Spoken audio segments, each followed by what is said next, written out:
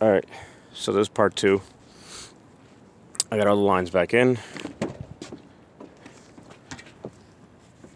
You can see that's what it should look like when you're done. So those are the connections down there. We'll go from the bottom and take a better look. But they kind of they're just push connects. And those little plastic grommets, the white ones, they go over the locking, it's like a locking ring. So it keeps it from unlocking. They just bring them all the way down and that's it. And then they kind of seat in place. And then you put your bolt back in. That holds it into the radiator so that nothing's flopping. Let's go underneath. I'll teach you some more tricks. Okay, so we're underneath here. So there's your connections. See if I can zoom in a little bit. Those little white caps, you just slide them down. All they do is they hold the retaining ring from unlocking for the push connects. That's it. And then you see that 10mm right there. That goes in there with the plastic grommet. That holds the lines in place so they don't go flopping. Alright, and then we got that guy there. So after you route your lines, routing them is hard because you want them not touching. You cannot have any of these lines touching. If these metal lines are touching together, they're going to rub through, I guarantee it. So these are little things that they don't tell you. So you have to have a gap between the lines. That's what that plastic grommet is for too. It's like a clip. See, this guy here. So that goes over the two lines and keeps them separated. Also, on these, they're positioned to be in one spot. So let me try to mimic what it would do. See how they move? So again, that plastic is going to hit the oil pan and it'll rub on the plastic. It won't rub on the metal lines. So again, you won't rub through. And we keep going back. See how there's a gap between these lines? You need to have that gap in between the lines. Or else you're wasting your time. It's only going to rub through again. And here's your connections back here on that block.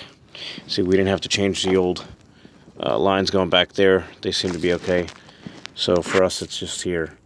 But again, you want to put a wrench here. Hold on, let me focus for you. You want to put a wrench here.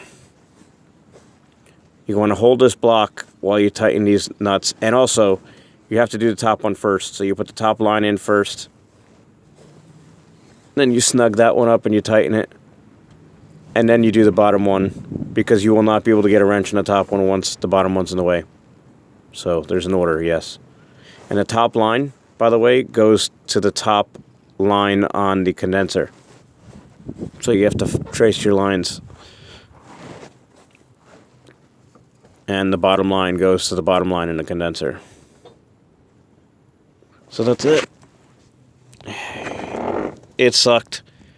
This was a nightmare of a job, but it's doable. See? It should look something like that. Should look nice. Nice and neat. Because, again, if they're touching, you're going to have issues anyway. You just wasted all your money. They'll rub right through. Also, what you can do, this is an old trick I learned back in the day. Let's just say you have that plastic grommet and that's not enough. And you want extra insurance for these metal lines. If you think they're going to rub anywhere else, what you can do is you could take a fuel line or a vacuum hose, and you take a razor blade and you slit it down the middle and you slip it over the line.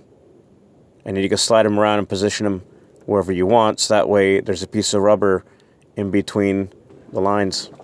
That's another old trick in the book. So that's it. Okay.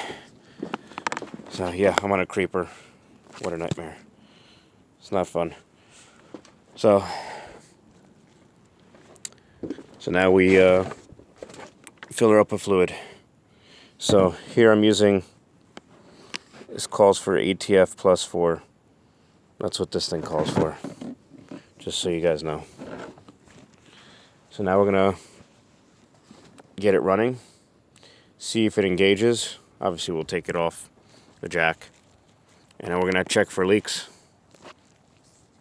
So you want to be a flat level surface for the transmission to register how much fluid. The only other thing is there's no dipstick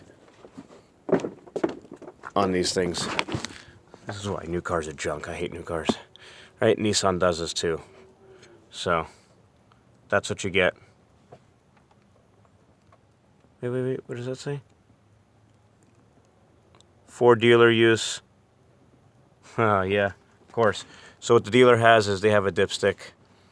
It's a technician's dipstick. Nissan has it. And that's how you go in there and check. So I'll figure something out with that. But that's it. So you have to check the level on that. But yeah, that's the majority of the hard part of this job. I don't think there's any other videos right now of this job, so I decided to make one. So, hope you found this helpful, and please like and subscribe if you want more videos.